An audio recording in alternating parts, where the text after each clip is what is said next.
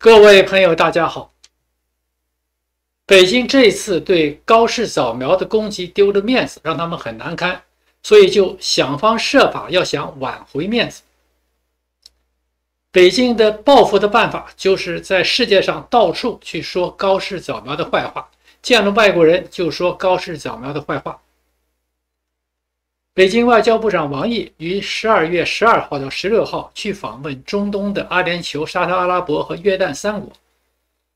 王毅在访问三国期间一路批判高市早苗，见人就说高市早苗的坏话。王毅说，在访问期间已向有关方面表明，中方坚决反对日本现职领导人在台湾问题上干涉中国内政。王毅大概是想争取外国人对北京的支持。其实呢，世界上根本没有人会关心这样的事情。现在世界上的大事这么多，一个国家领导人就说一句话，根本没有人觉得这有什么大了不起的事情，所以根本也没有人会理会北京这种小题大做。其实如果北京不要在高市早苗问题上这么去不停的攻击，不停的再三纠缠，也不会这么丢脸。北京越是对高市早苗纠缠不休，就越无法挽回面子。最近北京官方突然在历史问题上变得异常的敏感，甚至连100多年前的满清政府都被禁止批评。如果你要对中共过去的党史红色历史有批评，你还可以说是什么红色基因的原因，还有一些可以说得过去。但是连满清政府都被禁止批评，实在让人感到匪夷所思。先是清朝条约全集的影印本遭到电商平台的下架，不准卖的。为什么不让卖呢？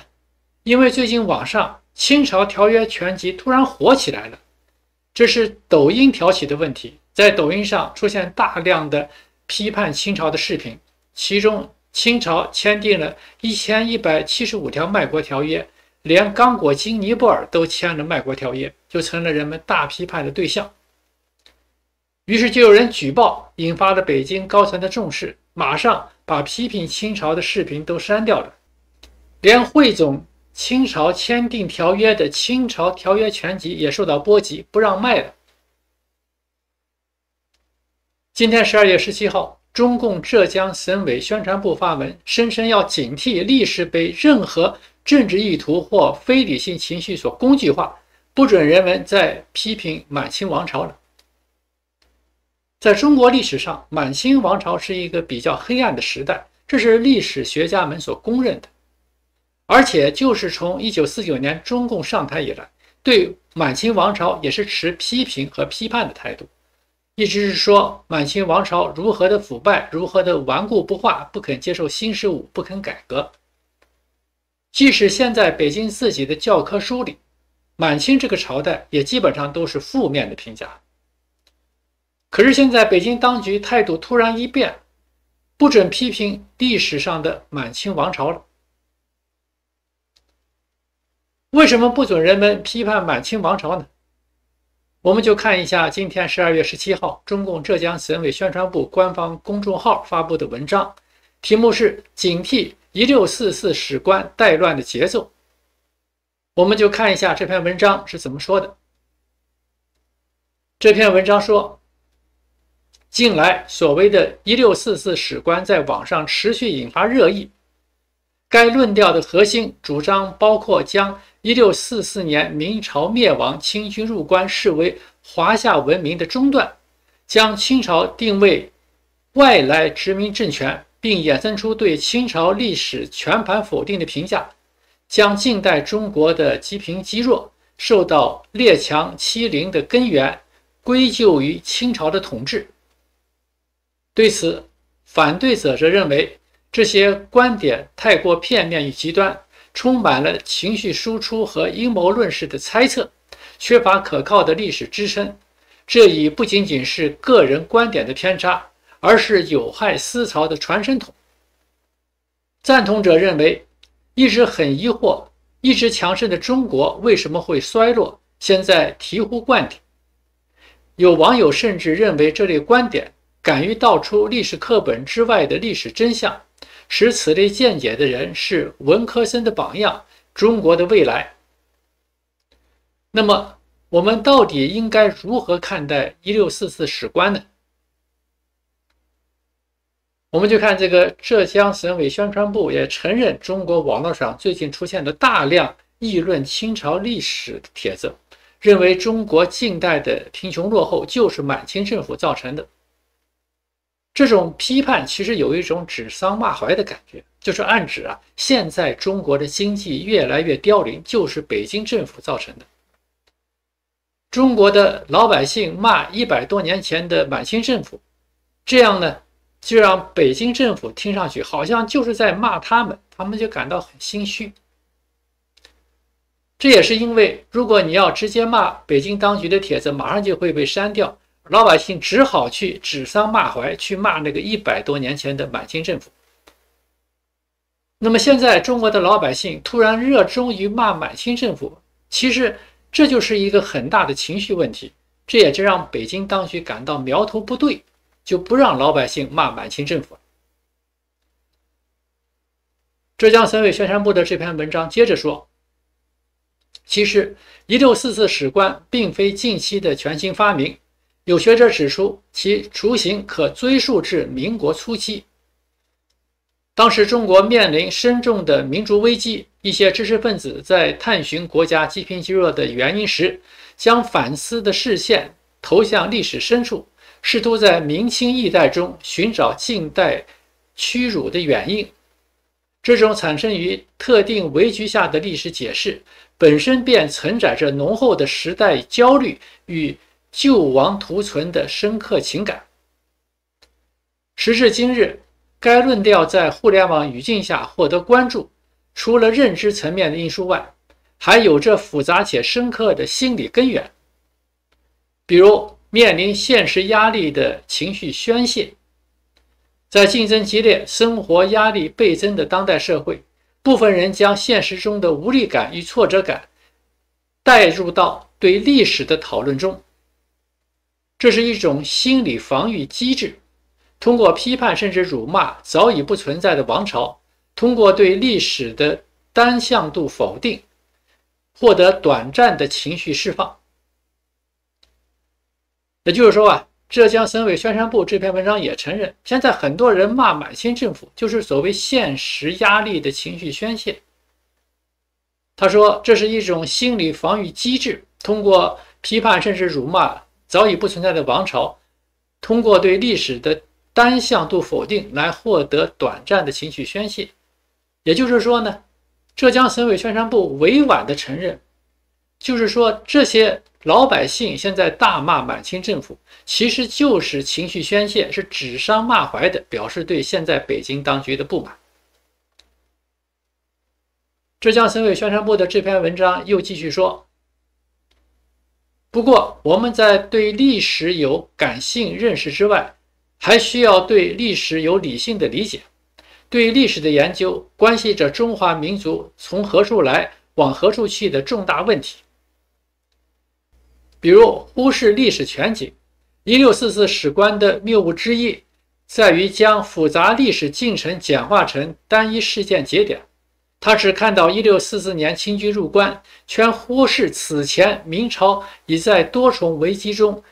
濒临崩溃，政治系统崩盘，面临财政危机和农民起义，明朝中央政府实际已难以维系。从顺应历史规律的角度看，清朝确实存在诸多严重弊端和治理失策，但也不能忽视其在奠定现代中国疆域版图等方面做出的贡献。这篇文章就是想要为满清政府洗白，说是清军入关是因为明朝自己腐败无能，不能怪清军入侵，还说清朝对中国的疆域版图做出了贡献。从历史的角度来看，清军入关那是入侵明朝，是吞并了中国的中原地区，现在又变成了对中国版图做出贡献，这种所谓的洗白也是太奇葩，可以说是颠倒黑白了。浙江省委宣传部的这篇文章又继续说，更需要引起警惕的是，所谓的1644史观与境外某些旨在解构中国历史连续性的叙事形成了呼应，为那些试图否定中国统一多民族国家历史合法性的论述提供口实。比如兴起于美国的新清史研究，其部分论点刻意强调清朝的满洲特性，将其描绘为非汉人的征服王朝，淡化清朝与中国历史传统的连续性。这种论述的潜在逻辑是割裂清朝与中国历史的关系，为某些分裂论调提供依据。再如，日本在侵华战争前曾炮制满蒙非中国领土的荒谬理论，为其侵略行为制造借口。战后，这种理论在日本右翼学在仍有残余影响。外部势力长期以来对中国历史的曲解有着险恶目的，通过强调中国历史的断裂性而非连续性，质疑现代中国作为统一多民族国家的历史根基，进而妄图干涉中国内政，破坏中国统一。也就是说呢，现在这篇浙江省委宣传部的文章，他说呢，人们批判满清政府是变成了外部势力的阴谋，说是外部势力长期以来对中国历史就有一个曲解的险恶目的，通过强调中国历史的断裂性和非连续性，质疑现代中国作为统一多民族国家的历史根基，进而妄图干涉中国内政，破坏中国统一。显然呢，这都是给外国扣上了莫须有的罪名。现在中国的老百姓大骂满清政府和外国一点关系没有，就是单纯的指桑骂槐，骂北京政府而已。在这篇文章的后面，网友的评论都翻车了。有网友说，浙江的辫子也没剪嘛。有网友说，只有盖帽没有论证。有网友说，说不过就拉黑是吧？真理越辩越明，你怕什么？有网友说，所以请回答我们，为什么把清朝条约全集的实体书通通下架了呢？有网友说，喜欢我新华社的格格们吗？有网友说，这篇文章的理论基础问题很大，只是表面表糊，事实上已无法说服大众。有网友说，历史认识的根基，民族认同的共识，真搞笑，张口就来。要不你去看看24史写的人物最多的是哪个民族的人物，要不你了解了解历史上哪个民族占据绝大多数。有网友说，本来以为你是个好东西，结果本质还是那一伙的，这么快就跳出来了。有网友说，尊重中原的政治传统和文化传统，写这话的人是认真的吗？都剃发易服了还尊重，这一天天的搞历史虚无主义，团结真抽象。有网友说，他们害怕就对了。有网友说，请问现实的问题在哪里？高考加分？你平常生活遇到啥扰民问题了？不要拿20年前的说事。有网友说，1644的问题主要不是不认满清，而是暗戳戳，试图从满清以下一律不认。从不准骂满清也可以看出，现在北京当局已经成了惊弓之鸟，到处都是祭奠，到处都不能碰，到处都不让说。这就是一个典型的王朝末期的症状。一个王朝到了末期，大致就会表现出这一种惊弓之鸟的状态。所以现在我们都是在亲眼的见证一个王朝的末期是一个什么样的。